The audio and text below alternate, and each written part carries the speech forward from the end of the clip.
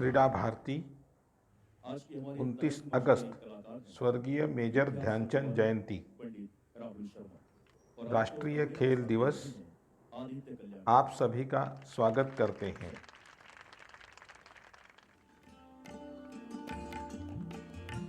श्रीमान सोमेश्वर दत्त सिंह और श्रीमती शारदा सिंह के घर में 29 अगस्त 1905 को ध्यान सिंह का जन्म प्रयागराज में हुआ। झांसी में घर के पास हॉकी का मैदान था, वहाँ वे खेल देखने जाते थे। खेलने के लिए हॉकी स्टिक नहीं थी तो खजूर के पेड़ की टहनी काटकर उसी से हॉकी खेलते थे।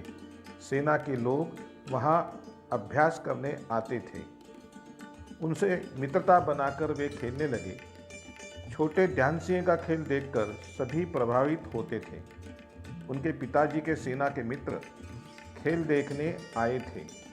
16 साल के ध्यान सिंह का खेल देखकर खुश हुए और ध्यान सिंह को सेना में भर्ती कराया।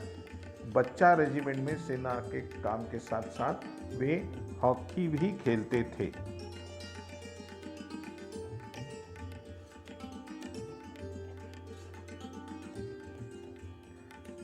सेना में भर्ती होने के बाद मेजर बले तिवारी ने हॉकी स्टिक थमाई और खेलने को कहा।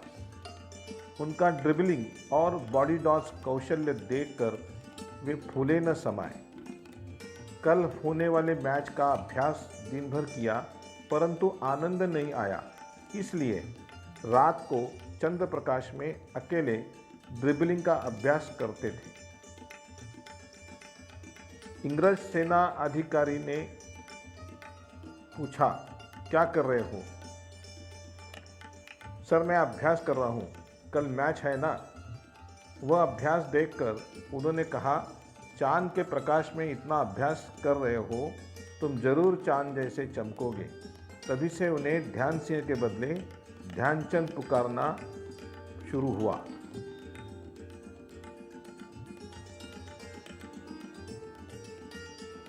ध्यानचंद जी सेना के अंतर्गत छावनी यूनाइटेड प्रोविंस के प्रतियोगिताओं में खेलते थे। उनका खेल सभी पर छा जाता था। राष्ट्रीय संघ में सहभागिता के लिए उन्हें छुट्टी नहीं मिली थी, फिर भी उनके खेल की सभी को जानकारी थी और सीधे राष्ट्रीय संघ में चुने जाने वाले वे पहले खिलाड़ी बने। 1926 से वे खेल रहे थे। 1928 के एम्स्टर्डम ओलंपिक को जाते समय हॉक्स्टन, इंग्लैंड में भारत ने 11 मैचेस खेले, जिसमें भारत ने 73 गोल मारे। 73 में से 30 गोल अकेले ध्यानचंद ने लगाए।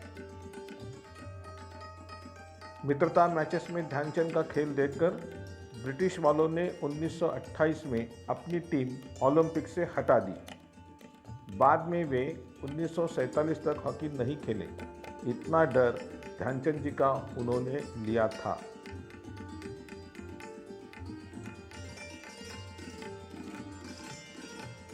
उन्नीस ओलंपिक्स में प्रथम खेलते समय ध्यानचंद ने चमक दिखाई। भारत ने ऑस्ट्रेलिया, बेल्जियम, डेनमार्क, स्विट्जरलैंड और अंत में हॉलैंड को 3-0 से हराकर गोल्ड जीता। इस मैच में ध्यानचंद बहुत खेले, आनंद से खेले और जीते। 1932 में लॉस एंजलिस में ओलंपिक में भारत ने बेहतर प्रदर्शन किया। एक मैच में जापान को 11-1 से और अंतिम मैच में अमेरिका को उनके ही हॉकी स्टिक से 24-1 से हराकर गोल्ड जीता। अमेरिका ने भारतीय हॉकी स्टिक पर शिकायत की थी। 1936 बर्लिन ओलंपिक में ध्यानचंद जी को कप्तान बनाया गया। भारत ने हंगेरी, अमेरिका, जापान और फ्रांस को हराकर जर्मनी के साथ अंतिम मैच खेला। अंतिम मैच देखने स्वयं हिटलर आए थे। लाखों लोगों के सामने पहले हाफ में भारत 2-1 से आगे था।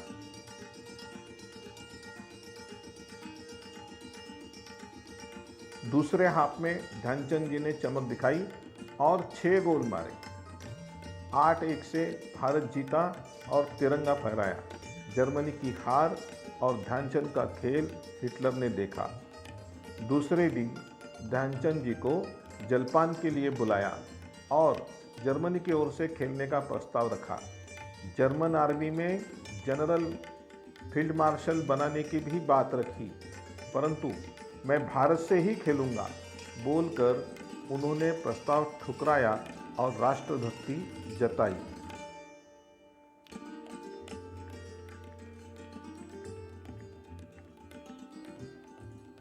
पंजाब प्रोविंस के साथ हो रहे मैच में पंजाब के खिलाड़ी ने रफ खेला और ध्यानचंद जी के सर पे हिट किया।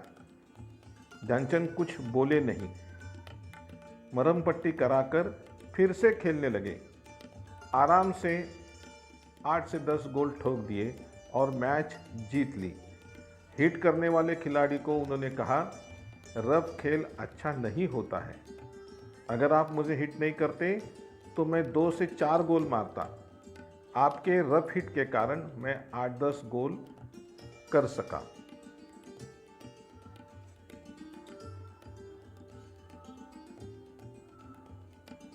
ध्यानचंद जी का खेल सिद्धहस्त प्रवीण परफेक्ट था। हॉकी में उन्होंने कौशल्य स्किल्स प्राप्त किए थे। एक मैच में उन्होंने प्रतिस्पर्धी पर 3 गोल दागे थे। तीनों बार बॉल गोल पोस्ट के बाहर आ गया। उन्होंने रेफरी से गोल पोस्ट छोटा होने की शिकायत की। रेफरी ने जब गोल पोस्ट को नापा तो कुछ इंचों से कम पाया गया। इस प्रकार ध्यानचंद जी का खेल सिद्धहस्त प्रवीण था। मेजर ध्यानचंद जी ने अपने जीवन में हॉकी प्रतियोगिता में 1000 से ज़्यादा गोल मारे हैं। उनका यह रिकॉर्ड आज तक टूटा नहीं है।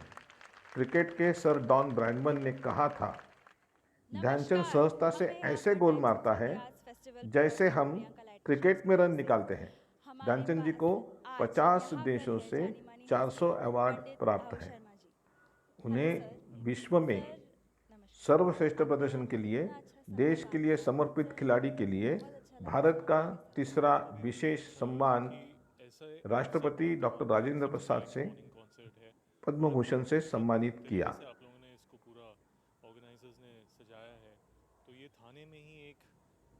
1973 में ध्यानचंद जी अस्पताल में भर्ती हुए थे।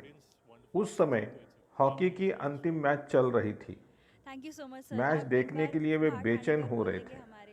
वे अस्पताल छोड़कर मैदान पर पहुंच गए।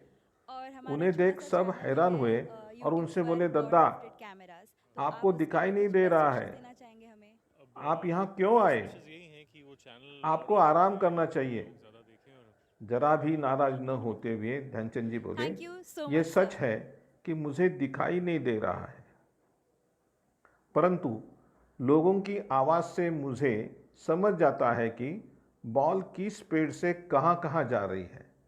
ध्यानचंद जी को दिखाई न देते हुए भी वे सहजता से कमेंट्री कर रहे थे। इसे कहते हैं खेल के लिए जीना। ध्यानचंद जी के लिए खेल ही जीवन था।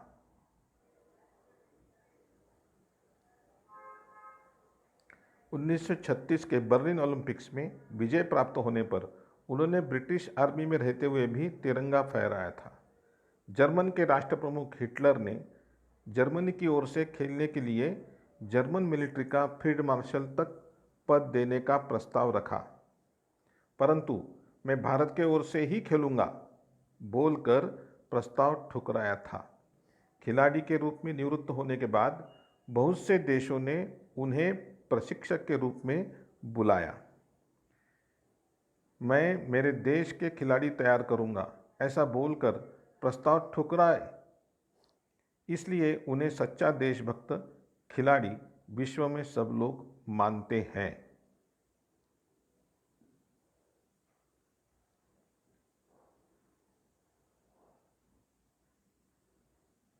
ध्यानचंद जी विश्व में हॉकी के जादूगर नाम से जाने जाते हैं। उन्होंने अपने जीवन में हॉकी मैच में 1000 से ज़्यादा गोल बनाए। आज तक उनकी बराबरी कोई नहीं कर सका। उनका जीवन खेल के लिए और राष्ट्र के लिए समर्पित था। उन्हें खिलाड़ी प्रशिक्षक के रूप में बहुत सारे प्रस्ताव विदेश से आते रहे, परंतु मैं खेलूंगा तो केवल भारत के लिए। विदेश में प्रशिक्षक बनकर मैं अपने देश के विरोध में कौशल्य क्यों बताऊंगा? पैसों से ज़्यादा मुझे मेरा देश प्यारा है।